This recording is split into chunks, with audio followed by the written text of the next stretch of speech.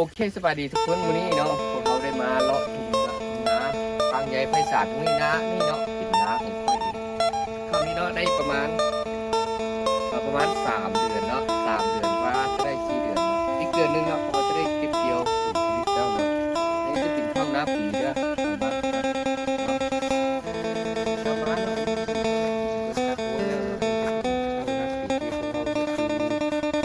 ได้ประมาณ3 เดือนเนาะลงทุกประมาณเดือน6เนาะได้มาได้ตรงนี้เนาะเพราะว่าเดี๋ยวนี้มันจะขาดน้ำน้อยหนึงเนาะแล้วหลังจากนี้เนาะเขาจะไปจะปิดลำบ่อแล้วก็พวกเขาแล้วก็มื้อนี้เนาะพวกเขาได้มาใส่เบ็ดเลยประเมินว่าจะถึกหรือบ่เนาะมื้อนี้เนาะมาถึกหรือบ่เนาะอันนี้เป็นอันที่1เนาะมาเฮามื้อนี้เฮามาใส่ตองด่างเนาะมาอันนี้เป็นข้าวนาปีเนาะอันนี้ก็เป็นนาของพระเจ้าอยู่ทางนั้นก็เป็นนาของผู้อื่นเนาะเป็นข้าวเป็นเผือกสดงดงามดีนะเดือดนี่เนาะแกง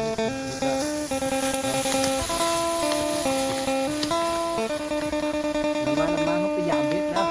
เขาจะไปเที่ยวทางนั้นต่อเนาะ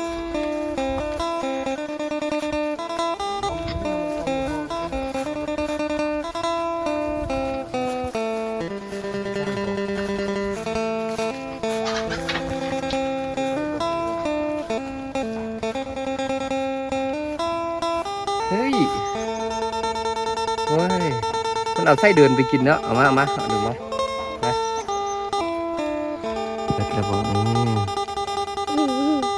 อันนี้เนาะจะเป็นเนื้อของมันนะนี่เอาใส่แบบนี้เมื่อกี้เอาใส่ไปแล้วเนาะตัวมันเอาเยอะไปกินครับเนี่ยมาเปลี่ยนใหม่เพราะว่ามันทึบตัว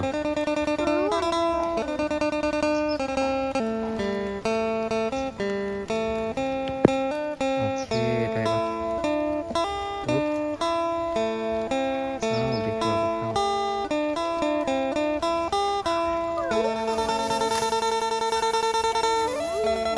ใส่ใหญ่เลยเนาะนะ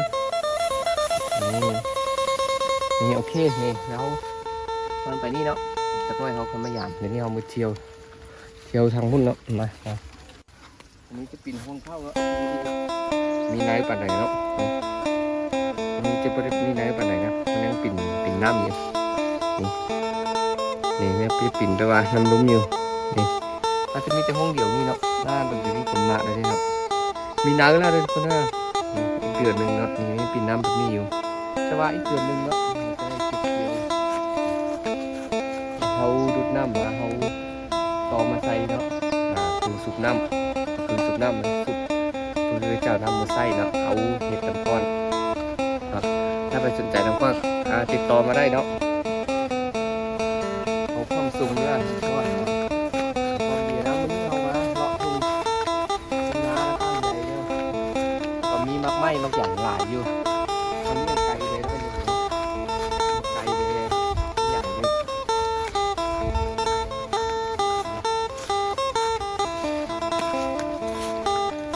ส่วนอันนี้นะจะเป็นโซนพักน้อยๆมีเมย์ค่อยๆเห็ดไว้กินก่อนเก็บเกี่ยวข้าวน้ำจะมีน้ำไม้หลายๆที่ชอบมีอย่างที่โกวะอันนั้นจะเป็นมะอึเนาะ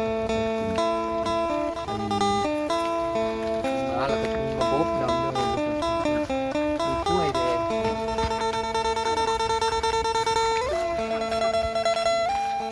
อย่างนั้นก็สุ่มประสาทส่วนเข้าปินด็อกแบบนี้เนาะมันต้องการน้ำหลายที่สุดเพราะว่ามันจะไปเลี้ยงตัวของมันนะตรงนี้ได้จังนะที่มันเอาถึงเอามาวิ่งได้อยู่ป่ะ